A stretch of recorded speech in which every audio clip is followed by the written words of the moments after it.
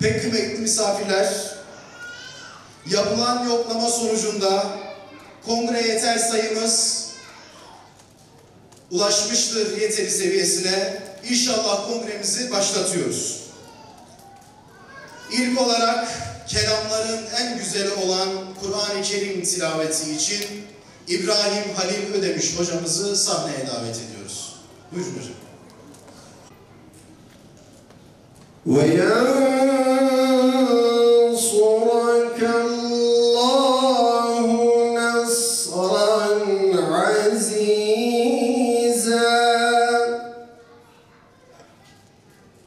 Ben de sizinle gurur duyuyorum gençler. Euzu billahi mineşşeytanirracim. Bismillahirrahmanirrahim. Hamd, kainatı yoktan var eden, varlığıyla insanlığı müşerref kılan, alemlerin Rabbi olan Allah'a mahsustur.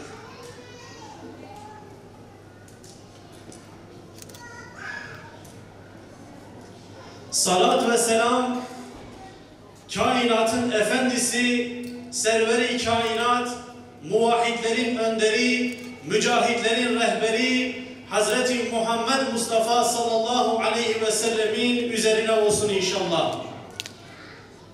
Sözlerime başlarken 6 Şubat depreminde hayatını kaybeden başta İl Gençlik Kolları Başkanımız, İl Kadın Kolları Başkanımız ve kıymetli eşi ve depremde vefat eden bütün kardeşlerime Allah'tan rahmet diliyorum.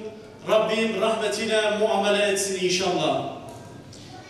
Kıymetli vekilimiz Sayın Faruk Dinç, İl Başkanım Sayın Mustafa Yetiş, değerli protokol üyeleri, çok kıymetli misafirler, hanımefendiler, beyefendiler ve dinamik, enerjik, kuşaklara sığmayan, geleceğe umut olan Şirin ilçemizin kıymetli gençleri, hepiniz hoş geldiniz, sefalar getirdiniz.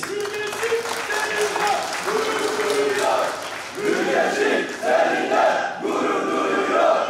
Ülkecik seninle gurur duyuyor. Bizler de sizlerle gurur duyuyoruz, müşerref oluyoruz, şerefleniyoruz inşallah. Adıyaman'ın göz kamaştıran ilçesi Kahta'da bugün gerçekleşecek olan partimizin 4. olağan kongresinde bir araya geldik. Kahta ilçemizin geleceği ve Hüdapar'ın misyonunu daha da güçlendirmek için toplanmış bulunmaktayız.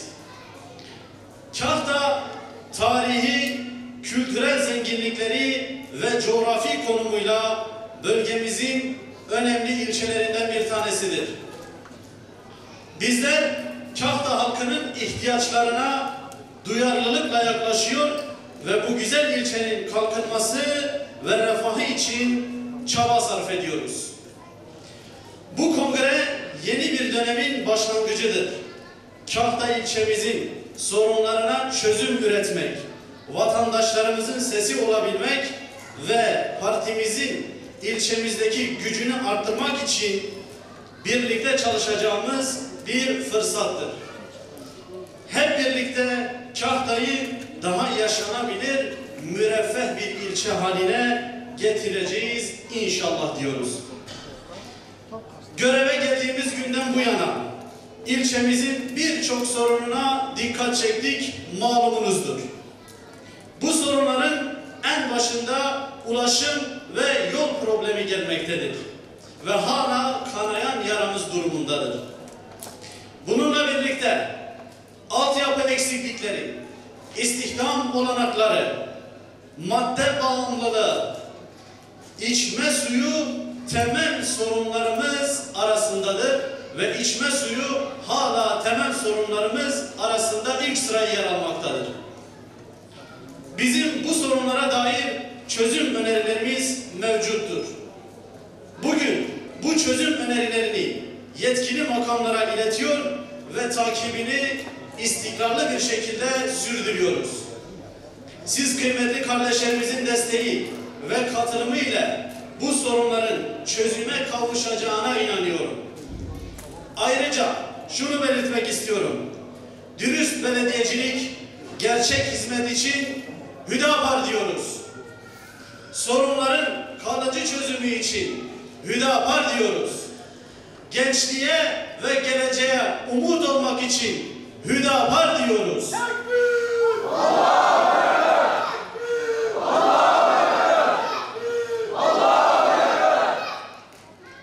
Allahu Ekber, Allahu Ekber. Ahlaki değerleri yeniden inşa için Hüdapar diyoruz. Can, mal, akıl, nesil ve inanç emniyeti için Hüdapar diyoruz. Maneviyatsızlık ve ahlaki yozlaşmaya dur demek için Hüdapar diyoruz. Hep beraber diyelim. Biz Hüdapar'ız. Biz Hüdapar'ız. Duymadım gençler. Biz Hüdapar'ız. Hala ses kısık. Biz Hüdapar'ız. Biz Adıyaman'ız. Biz Adıyaman'ız. Biz Kahta'yız. Biz Kahta'yız. Hüdapar Kahta'ya çok yakışacak. Tekrardan hepiniz hoş geldiniz, sefalar getirdiniz. Esselamu Aleyküm ve Rahmetullahi ve Berekatuhu. Ve salatu ve selamu ala Resulina Muhammedul Emin.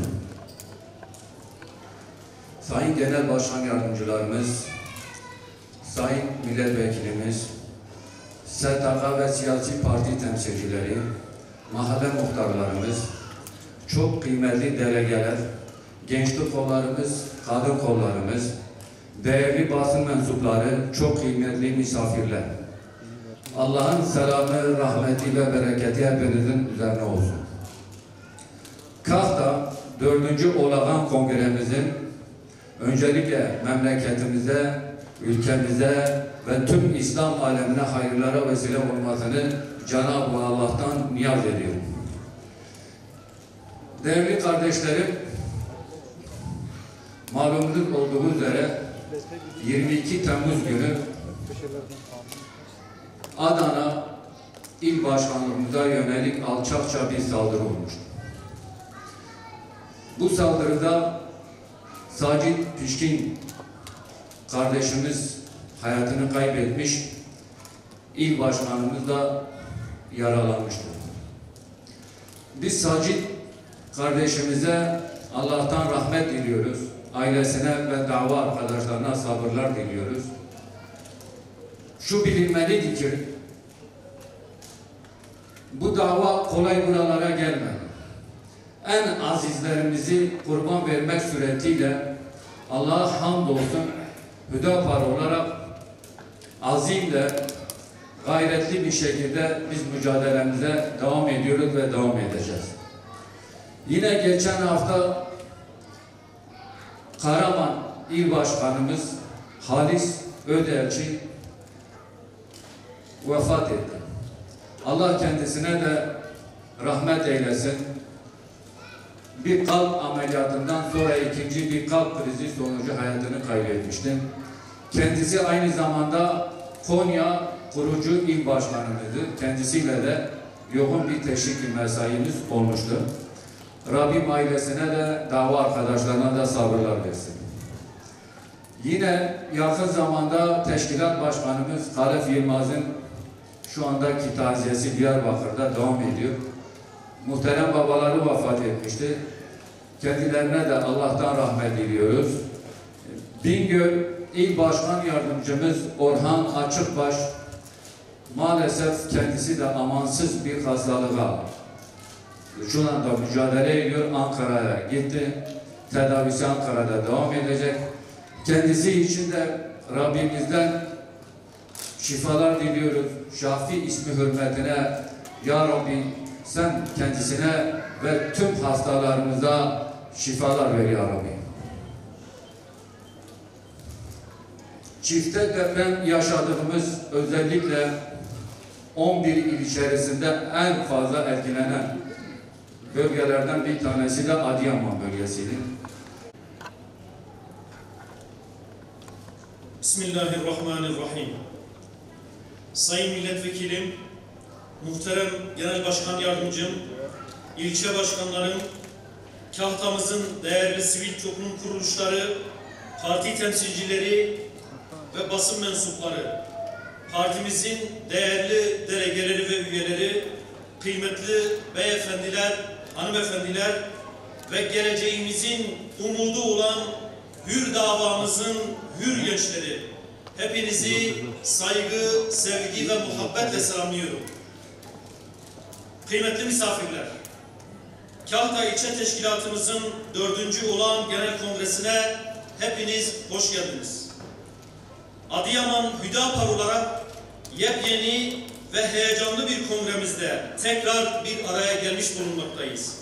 Rabbimizden bu kongremizin hayırlara vesile olmasını diliyorum. Sözlerimin başında 6 Şubat Kahramanmaraş merkezli depremlerde başta Adıyaman'da 10.000'e yakın vatandaşımız olmak üzere etkilenen her yerde vefat edenlere Allah'tan rahmet diliyorum. Bu depremde İl Gençlik Kolları Başkanımız Hüseyin Bayram, İl Kadın Kolları Başkanımız Yıldız Tanrıverdi bacımız, kıymetli eşi Ramazan Tanrıverdi ve minik çocukları Ubeyde, Hatice, Azra, parti üyelerimiz Mus'ab Buzkurt, Ahmet Elçi, Said Başaran ve Ebu Bekir Üstün'ü maalesef kaybettik. Acıları halen taptazedir. Bizlerin de bir gün elbet onlara kavuşacağımız gerçeğine rağmen bu fani dünyadan ayrılmalarına alışamadık. Hepsine Rabbimizden rahmet, acılı ailelerimize de sabır ve metanet diliyorum. Muhterem misafirler, Adıyaman il ve ilçe teşkilatlarımız kurulduğu günden beri halkımızın sorun ve sıkıntılarına eğilmekte ve bu sorunların çözümü için bir uğraş içerisinde olmaktadır. Bu davamızın bir gereğidir. Çünkü biz bulunduğumuz siyasi makamları şahsımızın menfaati için değil, halkımızın huzur ve refah içerisinde bir yaşam sürmesi için bir araç olarak görmekteyiz.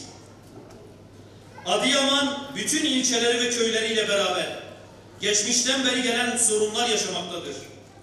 Bizler bu sorunların elbette ki farkındayız.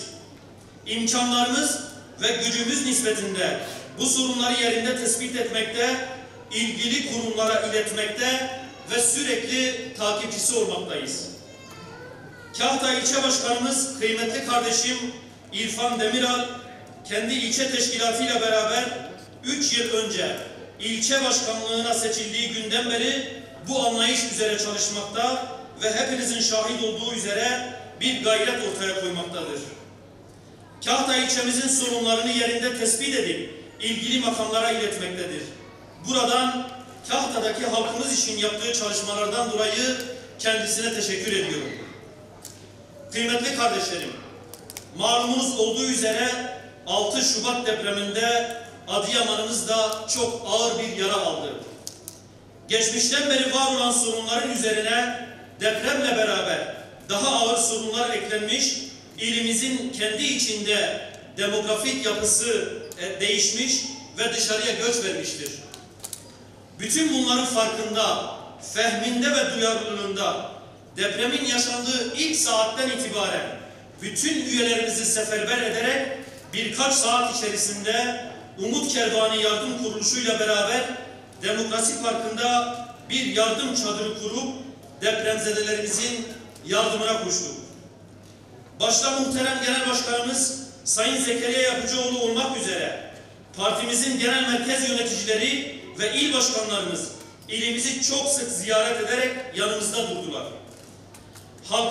Halkımıza birlikte koşup ilimizde kurulan Bakanlık Koordinasyon Merkezi'ne sürekli sahada acil halledilmesi gereken sorunları beraber ilettik. Depremden fazla etkilenmeyen yakın illerdeki tüm teşkilatlarımız da üyeleriyle beraber yardımımıza koşup hem arama kurtarma hem de çok yoğun bir yardım faaliyetinde bulundular. İl ve ilçe teşkilatlarımızla depremden daha ağır bir şekilde etkilenen başta Gölbaşı, Besni, Tut, Çelikhan ve diğer ilçelerimizin hepsini gezip Adıyaman ve ilçelerimize bağlı olan 453 köyün takribi olarak 200'ün üzerinde ziyaret ettik. Ve bunlara yardım elimizi uzatarak yaralarını sarmaya, yanlarında durmaya, kendi acımızı bir kenara bırakarak acılarını yaşamaya ve teselli vermeye çalıştık. Bu vesileyle huzurunuzda Genel Başkanımız başta olmak üzere partimizin tüm organlarına ve teşkilatlarımıza teşekkür ediyorum. Depremin bıraktığı hasarın büyüklüğü ve yaşadığımız sorunlardan belli olmaktadır. Ancak depremin üzerinden 7 ay gibi bir zaman geçmiş olmasına rağmen hemen halledilebilecek bazı sorunlar maalesef kurumlarımızın ağır işleyişinden dolayı halledilememekte ve bu da vatandaş için bir çileye dönüşmektedir. Bir an evvel sahada var olan tüm sorunlar kurumlarca tekrardan hızlı bir şekilde tespit edilmeli ve çözüm üretilip sorunlar ortadan kaldırılmalıdır. Bir yandan sorunlar çözülürken arkamızda başka sorun ve problem bırakılmadan çalışılmalıdır. İlimiz ve ilçelerinde şu an halen 60 bine yakın vatandaşımız konteyner ve prefabrik kentlerde yaşam mücadelesi vermekte. Depremzede kardeşlerimiz depremin beraberinde getirdiği sorunlarla maalesef boğuşmaktadır. Konteyner kentlerde su ve altyapı sorunları halen devam etmektedir. Hasar tespit çalışmaları bitmiş, haliyle binlerce yapı tespit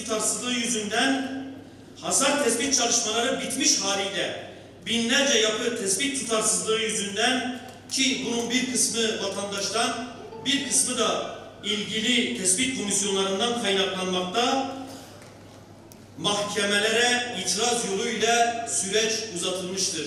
Yaklaşık olarak şu an mahkemelerde yıkılması gereken %25 oranında dosya bulunmaktadır. Köylerimizde yapılacak evlerin yanında hayvan barınaklarının yapılmaması hayvancılığa adeta bir darbe vurmuştur. Kiracı olan vatandaşlarımızın durumu ise ağır bir vaka olarak hepimizin önünde durmaktadır. Kıymetli kardeşlerim, Hüdapar olarak sorunlara yaklaşımımız tamamen adalet temelli, çözüm odaklı ama vatandaşın dışında kimsenin menfaatinin öncelenmediği bir anlayışı benimsiyoruz. Çünkü biz yer üstünde yaptıklarımızın hesabını yerin altında alemlerin Rabbi olan Allah'a vereceğiz. Onun için partimiz kurulduğundan beri şiarımız ve sloganımız dürüst siyaset, gerçek adalettir. Bu anlayış ve duyarlılıkta bir yönetim tarzının özlemini hepimiz beraber yaşamaktayız. İnşallah hür kadrolarla oluşacak olan böyle bir yönetim tarzının güneşi doğmuş, halkımız partimizin yönetim anlayışını tüm karalama kampanyalarına rağmen benimsemeye başlamıştır. İşte kongremize katılan Mersin Milletvekilimiz Sayın Faruk Dinç, meclise ilk giren kadrolarımızdan olmuş ve bu halka gün geçtikçe Rabbimizin dilediği kadar büyüyecektir. Tekrardan Kahta İlçe Teşkilatımızın 4. olağan kongresinin hayırlara vesile olmasını diliyor. Seçilecek olan ilçe başkanımıza ve kıymetli yönetimine başarılar diliyorum. Hepinizi Allah'a emanet ediyorum. Esselamu Aleyküm ve Rahmetullahi ve Berekatuhu. Bismillah velhamdülillah esselatu vesselamu ala Resulillah. Saygıdeğer Genel Başkan Yardımcım, İl Başkanım, ilçe başkanlarım, partimizin delegeleri ve üyeleri, siyasi partilerimizin ve STK'ların yöneticileri, değerli basın mensupları, kıymetli beyefendiler, hanımefendiler, hepinizi sevgi, saygı, muhabbetle selamlıyorum.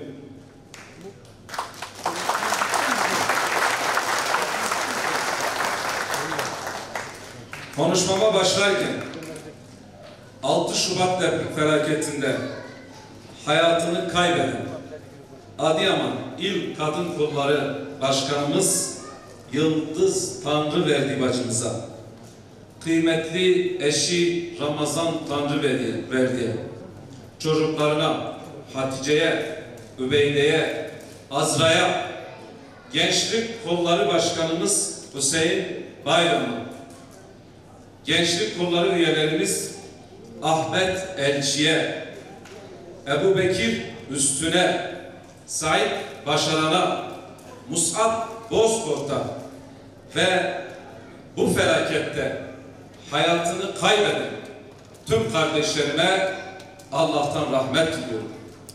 Yaralılara acil şifalar diliyorum. Ve vefat eden kardeşlerimin yakınlarına da sabri cemil diliyorum. Kıymetli kardeşlerim, Kahta'ya gelip merhum Mehmet Yavuz'dan söz etmemek olmaz. Mehmet Yavuz, Hüdapar davasının ete, kemiğe bürünmüş halidir. Çünkü Mehmet Yavuz denilince akla karşılıksız iyilik yapmak gelir. Mehmet Yavuz denilince akla verirken de Allah'a şükretmek lazım, alırken de Allah'a sabretmek lazım sözü gelir akla. Mehmet Yavuz denilince insanların nankörlüğüne sabretmek gelir akla. Biz ne yapıyorsak Allah için yapıyoruz sözü akla gelir. Ve inşallah Hüdapar'ın teşkilatları, başkanları, vekilleri de aynı bu bilinçle, aynı bu şuurla hareket edeceklerdir.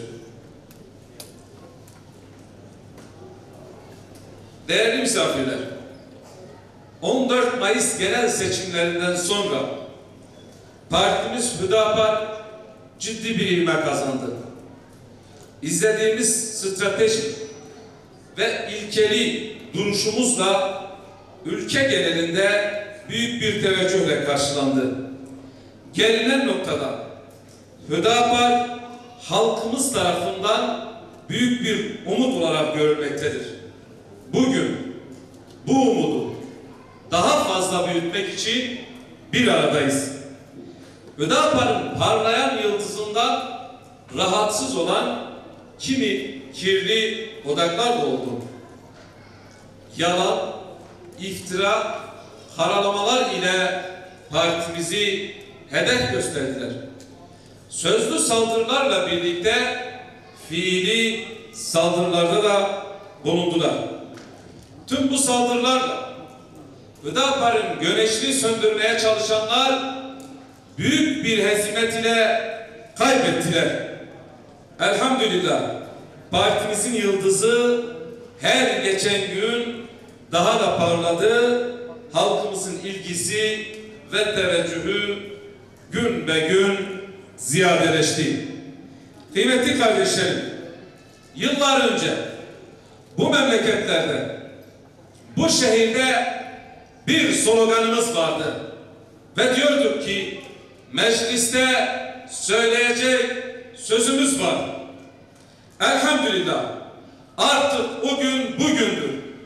Bugün sizin mecliste söyleyecek sözünüz var ve söylemektesiniz inşallah.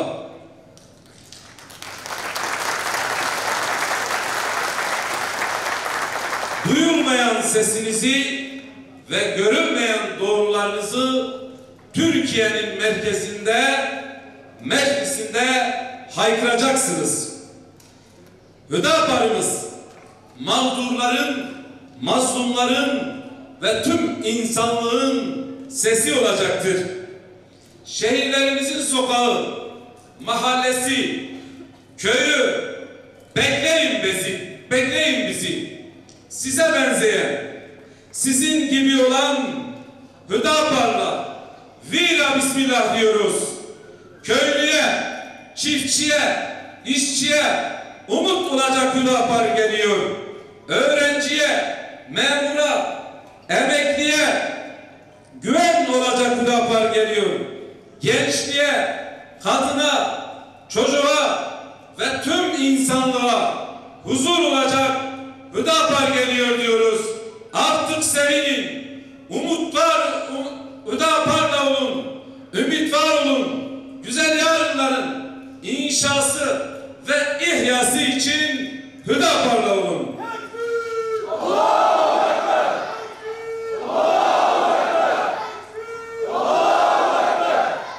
Kıymetli kardeşlerim, önümüzde yerel bir seçim var.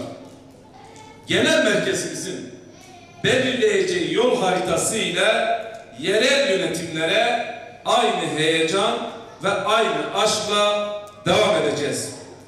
Biz siyaseti hizmet aracı olarak görüyoruz. Belediyelerimizde de hizmet ile farkımızı ortaya koyacağız. İnşallah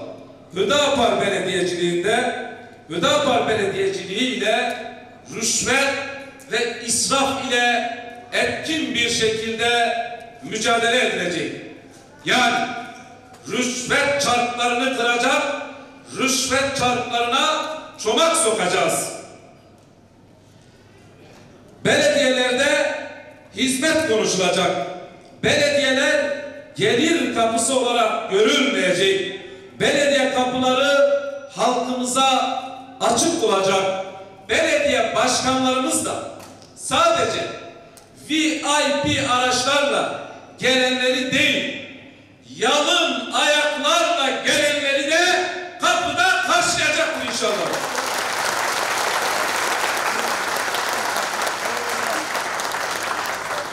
Kıymetli kardeşlerim, menfaat üzerine dönen siyaset canavarlıktır. Bugün bu canavar maalesef ailemizi yuttu, gençliğimizi yuttu, adaleti yuttu, liyakati yuttu ve bir bütün olarak memleketimizi yutmaktadır. Çıkar siyasetiyle memleketimizin yangına çevrilmesine müsaade etmeyeceğiz. Hüdapar olarak canavarca yapılan siyaseti reddediyoruz. Siyasette usul, uslup ve ahlak olmalıdır. Bizim siyasetimiz, hizmetimiz, ibadetlerimiz alemlerin Rabbi olan Allah içindir.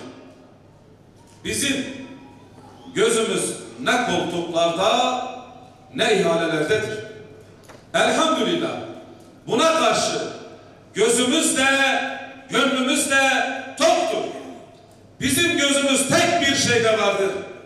Bizim gözümüz rızayı ilahide vardır.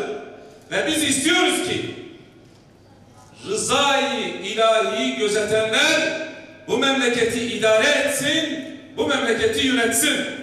Milletin vekili Hüdapar'ın gürsesi. Milletin vekili Hüdapar'ın gürsesi. Milletin vekili Hüdapar'ın gürsesi. Kıymetli kardeşlerim, Adıyaman'ımızın sorunları vardır. Şüphesiz Adıyaman'ımız 6 Şubat depreminde en büyük yarayı alan şehirlerimizin başında geliyor. 14 milyon insanın doğrudan 85 milyon insanın da dolaylı bir şekilde etkilendiği asrın felaketinde ciğerlerimizden binlerce can koptu. Evet, onlar fani hayattaki imtihanlarını tamamladı. Rabbim bizlerin de imtihanımızı kolaylaştırsın. Hakka ve halka hizmet yolunda yardımcımız olsun. Aziz kardeşlerim, Perşembe gününden beri Adıyaman'dayım. İlçe ve köylerimizi geziyoruz. Elhamdülillah biz Hüdapar vekilleri olarak seçildiğimiz günden beri belki rahat bir gece, rahat bir gün kendi evimizde yatmadık. Memleketimizin sorunlarıyla ilgilendik. Edirne'den Kars'a, Sinop'tan Hatay'a kadar memleketimizin dört bir tarafında hizmet etmek, memleketin sorunlarıyla ilgilenmek, ilgili kurumlara aktarmak ve bunların çözümü için çalıştı. Perşembe gününden beri Adıyaman'ımızdayız. Sadece böyle esnafımıza selam verip geçmedik. Birebir görüştük, konuştuk, ilgilendik, sorunlarını aldık, notumuzu aldık. Samsat'a gittik, Gerger'e gittik. Öyle Gerger'in merkezine de gidip sadece dönmedik. Gerger'in merkezindeki tek tek esnafımıza dokunarak hepsini ziyaret ettik. Bunlara yetinmedik. O gidilmeyen yollar, o zor yollar, o hiç kimsenin uğramadığı, hiçbir yetkilinin selam vermediği köylere kadar da dolaştık, evlerine gittik, oturduk, çaylarını içtik ve sıkıntılarını dinledik. Tabii biz sadece bu sıkıntılarını dinlemekle bu günlerimizi bitirmeyeceğiz. Ve aynı şekilde şov yapma peşinde de değiliz. Biz bu memlekette hizmet etmek istiyoruz, hizmet. Biz bu halkın bunu hak etmediğinin farkındayız. Ve maalesef Türkiye'nin bir derdi varsa Adıyaman'ın iki derdi var. Daha 2017'de Samsat'ta olan depremin acıları, yaraları sarılmamış. Teslim edilmeyen evler var. Teslim edilip de sağlıklı olmayan evler var. Verilen evler köy standartlarına uygun değil. Ve maalesef vatandaşın da en büyük sorunu belirsizlik. Nereye gidiyoruz? Evlerimiz yapılacak mı? Evlerimiz yıkılacak mı? Nasıl yapılacak? Ne zaman yapılacak? Bunlarla ilgili ciddi halkın sorunları var. Adıyaman'la ilgili. İşte 7 ay oldu. %40'ı yıkıldığına dair bize bilgi geldi. Bu hesapla bakılırsa daha bir yıl bu binaların yıkımı bitmeyecek.